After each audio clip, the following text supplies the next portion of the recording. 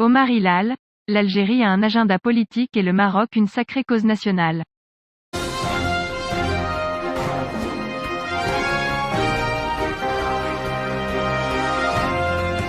L'ambassadeur, représentant permanent du Maroc auprès des Nations Unies, Omar Hilal, a déclaré que l'Algérie a un agenda politique qu'elle utilise comme un exutoire à ses problèmes, tandis que le Maroc a une cause nationale sacrée qui unit un peuple et une ancienne monarchie.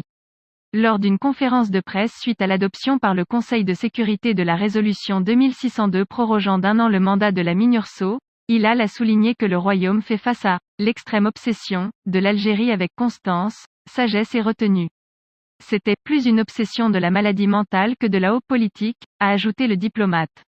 Dans ce contexte, l'ambassadeur a expliqué que l'Algérie exploite le principe d'autodétermination à des fins politiques, estimant avoir le monopole de l'utilisation de ce principe pour faire ce qu'elle veut, notant que l'Algérie possède ce principe et a remplacé les Nations Unies.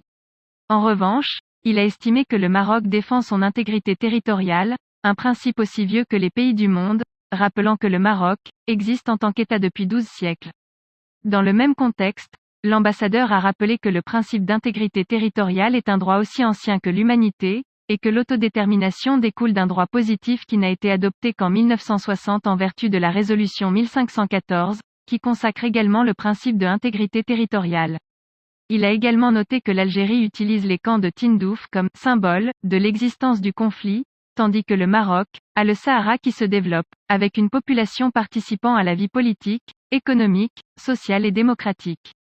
Le diplomate a souligné que l'Algérie a un mandataire, un groupe séparatiste armé, tandis que le Maroc a les habitants du Sahara accrochés à sa marocanité, notant que le Maroc est fort de cette unité entre le peuple et le roi. Il a souligné que l'Algérie transforme l'aide humanitaire avec le Polisario, comme en témoignent les rapports du secrétaire général des Nations Unies, du Haut-Commissariat aux réfugiés, du Programme alimentaire mondial, de l'Office européen de lutte antifraude, et des organisations non gouvernementales ajoutant que, d'autre part, le Maroc alloue des investissements. Il vaut 8 milliards de dollars dans des projets socio-économiques et d'infrastructures.